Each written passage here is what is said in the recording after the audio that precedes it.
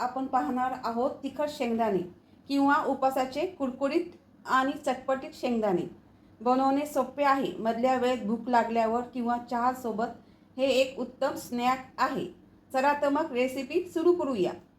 चाट मसाला अर्धा चमचा, पाऊण वाटी तेल, जिरा पावडर 1 चमचा, शेंगदाणे 1 वाटी, तिखट कमी जास्त आणि मीठ.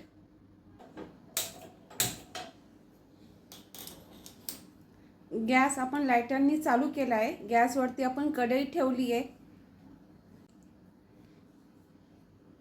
कढई आपली तापली आहे. आपण तेल घालूया. सूर्यफूल, तूप पण घालू शकता. शेंगदाणे घालूया. शेंगदाणे आपण स्वच्छ निवडून घेतले. तेल कमी जास्त करू शकता. हे मीडियम गॅसवरतीच आपल्याला हे भाजून घ्यायचं आहे. तुम्ही बघू शकता हळूहळू शेंगदाण्याचा कलर बदलतोय आपला आणि शेंगदाण्याचा असा थोडा आवाज येतोय भाजल्याचा.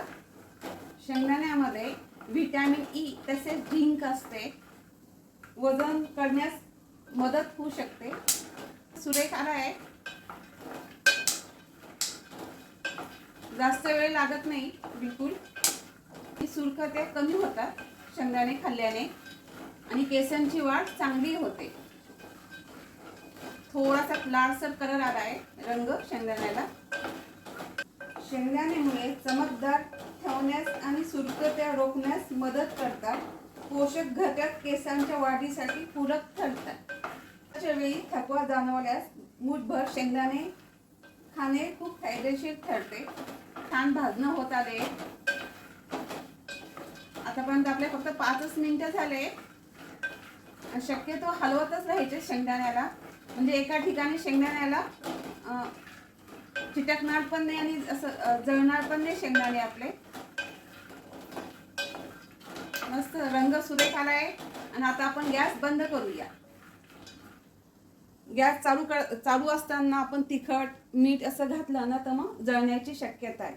अशा वेळेस आपण गॅस आता बंद करूया. भाजलेली जिरं पूड,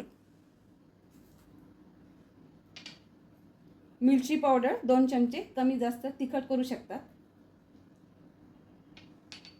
हा चाट मसाला. उपास असेल तर चाट मसाला घालू नका. हे आपलं साधं मीठ. साधं मीठ ऐवजी सेंधव मीठ घाला उपासाला. आणि थोडी पिठी साखर चिमूटभर.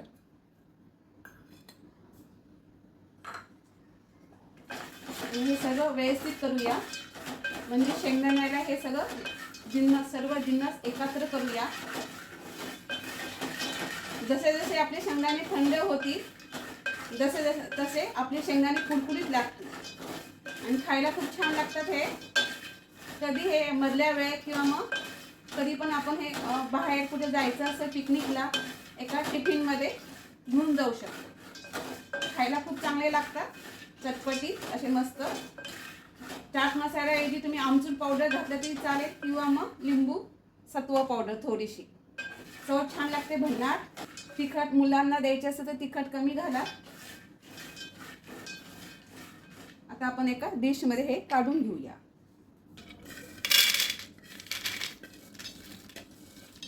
झाले. गाळ झाल्यानंतर हवा बंद डब्यात भरून ठेवा. हे शेंगदाणे 15 ते 20 दिवस छान चांगले टिकतात. कच्चे शेंगदाण्यापेक्षा हे कधीतरी असे शेंगदाणे खाल्ले ना अजून चव वाढते त्यांनी. तुम्हाला ही रेसिपी कशी वाटली कमेंटमध्ये नक्की सांगा. व्हिडिओ आवडला तर लाईक करा. सबस्क्राईब करायला विसरू नका. धन्यवाद.